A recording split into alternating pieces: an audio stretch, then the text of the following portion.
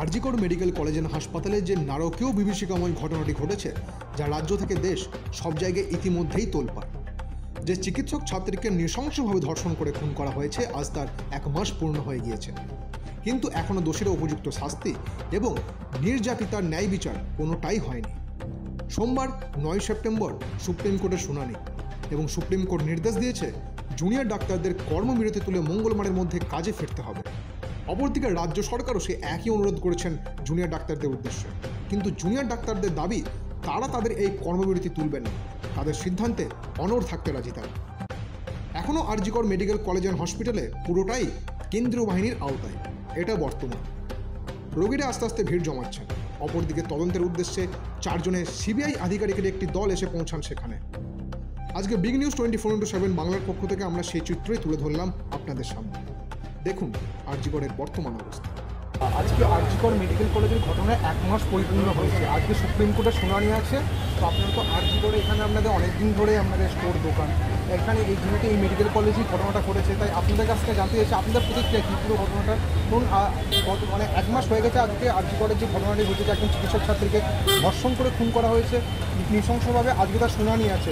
ইতিমধ্যেই জুনিয়র ডাক্তাররা কর্মবিরতির ডাক দিয়েছে। এমনকি গতকাল এখানে একজন অন্যগর থেকে একজন মহিলা তার ছেলেকে নিয়ে এসেছিল। জুনিয়র ডাক্তাররা কর্মবিরতির ডাক দেওয়ার ফলে তার চিকিৎসা হয়নি, সেই ছেলেও মারা গেছেন। তার মা দাবি করছেন আন্দোলন চালানো ভালো, কিন্তু এইভাবে আন্দোলন চালিয়ে তাদের চিকিৎসা বন্ধ করা উচিত না। আপনি কি বলবেন পুরো ঘটনাটি? আপনি খুব সংক্ষেপে প্রতিক্রিয়া চাইছেন। এটা আন্দোলনটা একদমই দরকার, খুবই দরকার। কেন আন্দোলন না হলে কিছুই বেরোবে না। যদি আন্দোলনটা ওদের বন্ধ হয়ে যেত তাহলে মনে হয় কিছুই আর বেরোতো না। সেই জন্য আন্দোলনটাও দরকার। এবার মানে যারা মারা যাচ্ছে, একটু যদি আমার মনে হয় ভাগাভাগি করেই যদি কিছু ডাক্তার দেখেন আর কিছু আন্দোলন করেন, তাহলে মনে হয় এটা সলভ হতে পারে। আর যেহেতু সুপ্রিম কোর্টের রায় ওদেরকে জয়েন করতে বলেছে, আবার তাদের সুপ্রিম কোর্টের রায় তো আর হ্যাঁ, আজকে সুপ্রিম কোর্ট রায় দিয়েছে যে আগামী মঙ্গলবার থেকে জয়েন করার কথা দিয়েছে। এটা জেনেছি, সবে জানলাম। তাই জন্য মনে হচ্ছে যে কিছু কিছু যদি ওরা দেখে আর কিছু আন্দোলনের মধ্যে থাকে, তাহলে মনে হয় এটা সলভ হতে পারে। সবাই যদি আন্দোলন করে তাহলে পেশেন্টদেরকে এরকম অবস্থা শুনতে পাচ্ছি, কালই শুনেছি, কাল পরশু দুদিনই শুনলাম, খারাপ লাগছে। তাই জন্য বলছি কিছু যদি ওরা কিছুই আউটডোরে ঢোকে আর কিছু কর্মীরা যদি আন্দোলন করে, দুটোই হলো। আরজিকরের পরিস্থিতি এখন স্বাভাবিক রয়েছে? অনেকটা আগের মতন তো এখনো হয়নি, তবে অনেকটা। কিন্তু এটা কিছু আজকে যে কিছু লোকের কাছে শুনলাম, ওরা জানছিল যে আরজিকর বন্ধ আছে, এটা জেনেছিল, ওই জন্য ওরা আর ঢোকেনি।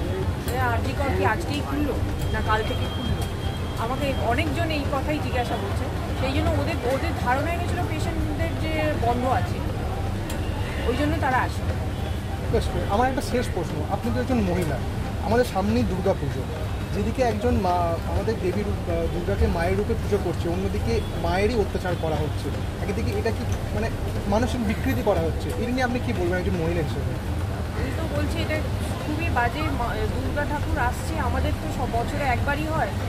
এবারে যেন মনে হচ্ছে যে আন্দোলনটার জন্যে বা মন থেকে এটা চাইছি যে হোক, কিন্তু পুজো এবারে কিন্তু একটু মনে হচ্ছে না যে পুজো আসছে, একটুও মনে হচ্ছে না। বা সেই আনন্দ, সেই জামা কাপড় কেনা, একটা যে মানে যে একটা অনেক দিন থেকে একটা কেনাকাটির যে আনন্দ, কিচ্ছু নেই এবারে।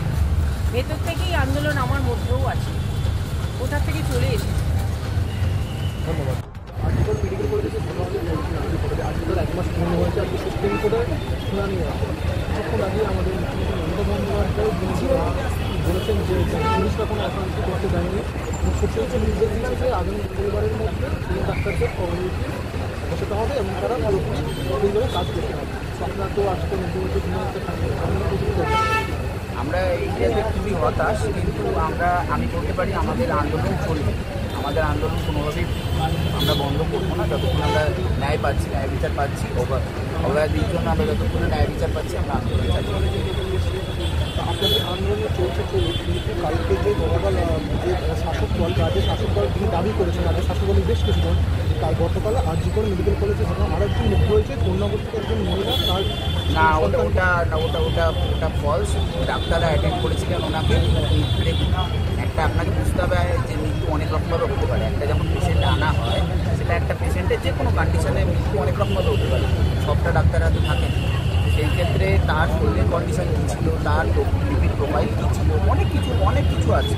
সেইগুলো দেখে সবসময় যে অ্যাটেন্ড করেনি বলে মৃত্যু হয়েছে কিংবা অ্যাটেন্ড করেছে বলে সেটা নয়, অ্যাটেন্ড করেও মৃত্যু হয়, অ্যাটেন্ড না করেও মৃত্যু হয়। সেক্ষেত্রে পেশেন্টের যে ভাইটালস, পেশেন্টের যে ট্রিটমেন্টটা নেওয়ার যে ক্ষমতা, তার উপর অনেকটা ডিপেন্ড করে। পেশেন্টের সুস্থ হওয়ার উপর পেশেন্টই একমাত্র, হ্যাঁ ডাক্তারের একটা রোল থাকে, আমি মানছি, পেশেন্টের ভূমিকাটা অনেক বড়।